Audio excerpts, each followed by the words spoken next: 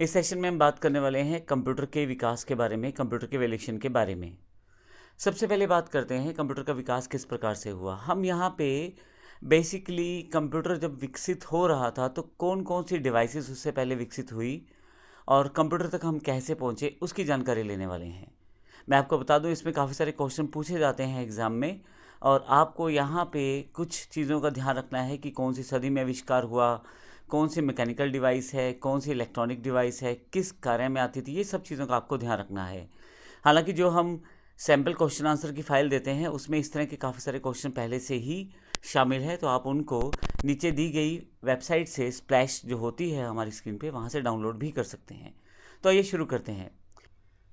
जो कंप्यूटर या लैपटॉप हम आज प्रयोग करते हैं वो आज की दिन नहीं है, उसके लिए काफ़ी सदियों से मेहनत की जा रही है और इसके लिए उसको स्टेप बाय स्टेप काफ़ी सारे चरणों में उसका अलग अलग रूप में आविष्कार हुआ, फिर उन चीज़ों को जोड़ा गया, फिर नई चीज़ें ऐड की गई। इस तरह से एक कंप्यूटर के रूप में आज जो डिवाइस हमारे पास है उसका हम प्रयोग कर पाते हैं।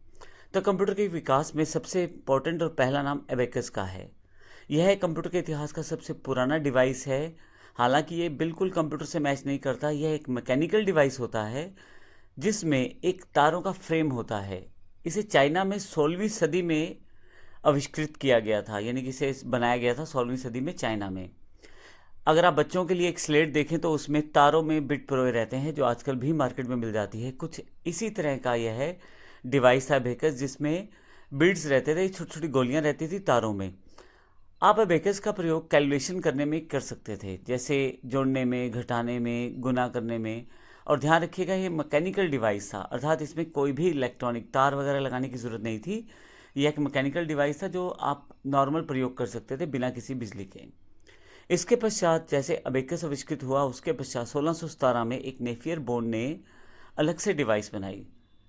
इसे नेफियर बोन्स भी कहा जाता है। इसका यूज़ भी एडिशन, सब्सट्रैक्शन, मल्टीप्लिकेशन, डिवीज़न इत्यादि के लिए किया जाता था।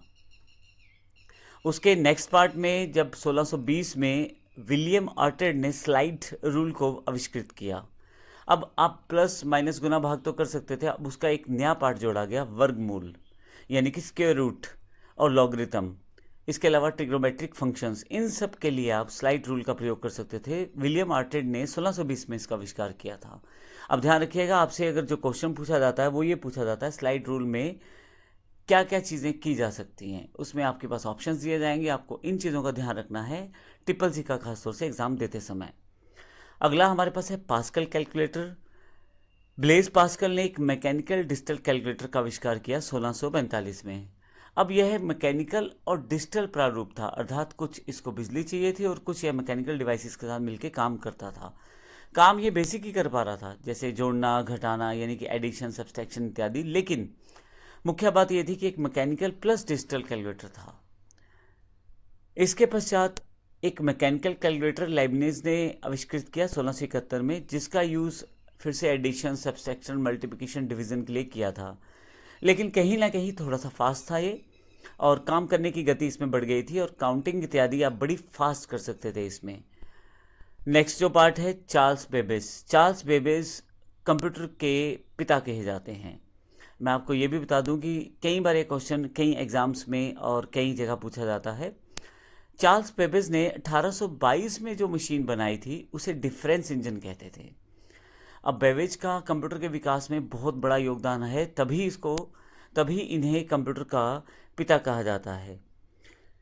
आप विभिन्न बीजगणितीय वलनों का मान 20 दशमलव तक आसानी से ज्ञात कर सकते हैं और वो बिल्कुल एक्यूरेट, अर्थात यह मशीन जो आपकी कैलकुलेशन करती है वो 20 डेसिमल्स प्लेसेस तक कर सकती है और बिल्कुल सही कर सकती है। और इसकी एक प्रॉब्लम ये थी कि उस वक्त ये मशीन जो थी भाप से चलती थी, अर्थात इस बड़ा इंफ्रा, एक बड़ा प्रोसेस और एक भाप, यानी कि इसको चलाने के लिए आपको स्टीम की आवश्यकता होती थी।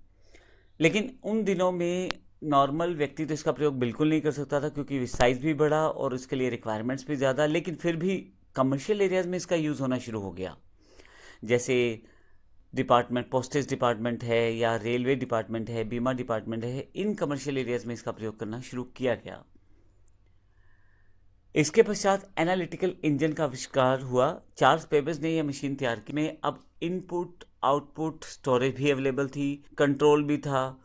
इन सबको मिला के एक मशीन आविष्कृत की गई जो ये कह सकते हैं कि आज के कंप्यूटर का एक बेसिक टेम्पलेट कहा जा सकता है, एक रफ प्रोसेस कहा जा सकता है, जिसमें आप मैथमेटिकल कार्य कर सकते थे, बल्कि अपनी जो आउटपुट आई है उसको स्टोर भी कर सकते हैं, उसको स्टोर भी कर सकते थे। और यह ऐसा पहली बार किसी डिवाइस में किया गया था।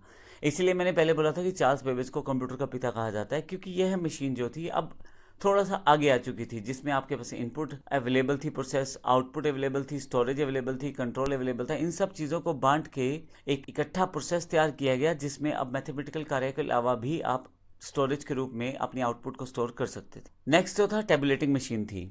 1880 में हार्मन हॉर्लेट ने इसका आविष्कार किया था। यहाँ पे थोड़ा सा डिफरेंस इसने ये किया कि इंफॉर्मेशन को स्टोर करने के लिए पंच कार्ड का प्रयोग किया।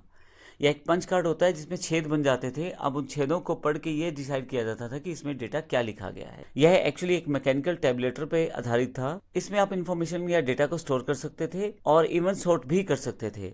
1896 में टैबलेटिंग मशीन जो कंपनी बनाई गई थी, उसमें 1924 में इंटरनेशनल बिजनेस मशीन बन गई। अर्थात जो IBM आज आप सुनते हैं, उसको 1924 में इंटरनेशनल बिजनेस मशीन्स के रूप में बनाया गया था। अगर हम आगे की बात करें तो नेक्स्ट फेज में हमारे पास बेसिक कंप्यूटर का एक ब्लॉक तैयार हो गया था कि हमें क्या क्या चाहिए होती है। अब हम आगे की बात करें तो हमारे पास कंप्यूटर के विकास में एक बेसिक ब्लॉक तैयार हो गया था कंप्यूटर का, कि इसमें एक इनपुट होना चाहिए, एक आउटपुट होना चाहिए, एक हमारे पास प्रोसेसिंग प्रोसेस होना चाहिए। अब मार्क 1 इस दिशा में एक पहला कदम और था। 1930 में ये मशीन विकसित की गई थी, लार्ज नंबर। यह पहली इलेक्ट्रोमैकेनिकल कैलकुलेशन मशीन थी, जिसका प्रयोग आप कैलकुलेशंस के लिए कर सकते थे, बड़े बड़े नंबर्स के कैलकुलेशंस के लिए। और सबसे इंपॉर्टेंट बात, ये इलेक्ट्रोमैकेनिकल अर्थात बिजली और मैकेनिकल प्रोसेस दोनों को इकट्ठा करके इस मशीन को बनाया गया था। ENIAC, इसका आविष्कार 1946 में जे प्रेस्पर एक्रिट ने किया था और जॉन मॉसली ने किया था। इसका पूरा नाम electronic numerical integrator and computer था और यह वर्ल्ड का पहला इलेक्ट्रॉनिक कंप्यूटर था। तो पूछा जाता है कई बार आपके एग्जाम्स में, क्वेश्चंस में, कि पहला आपका इलेक्ट्रॉनिक कंप्यूटर कौन सा था, तो ENIAC का नाम वहाँ पे आता है। ध्यान रखिएगा, 1946 में आविष्कृत किया गया था। इसके बाद EDSEC का नाम आता है। इसका आविष्कार 1949 में मॉरिस वाइक्स ने किया था। इसका पूरा नाम electronic delay storage automatic calculator था। जहाँ पे इलेक्ट्रॉनिक और मैकेनिकल फंक्शंस को यहाँ पे तवज्जो दी गई, वहीं पे साथ में स्टोरेज के लिए भी यहाँ पे स्पेसिफिक प्लेस सेटअप किया गया। अर्थात यहाँ पे अब इंफॉर्मेशनल प्रोसेस को आप स्टोर भी कर सकते थे। तो इसका अर्थ ये हुआ, जो कंप्यूटर हम आज की डेट में प्रयोग करते हैं वो काफ़ी सालों, काफ़ी सदियों, काफ़ी दशकों की मेहनत का आउटपुट है, जिसमें काफ़ी सारे इसमें फेसेस थे जिसको हमने इस पूरे कंप्यूटर के इवोल्यूशन या विकास में देखा है। तो अगले सेशन में हम बात करने वाले हैं कंप्यूटर की जनरेशन्स की। एग्जैक्टली कंप्यूटर का जो जनरेशन है वो कौन कौन सी आई, किस तरह से चली, इसके भी काफ़ी सारे क्वेश्चन एग्जाम से पूछे जाते हैं। नेक्स्ट स्टेप में हम इसको देखते हैं। धन्यवाद।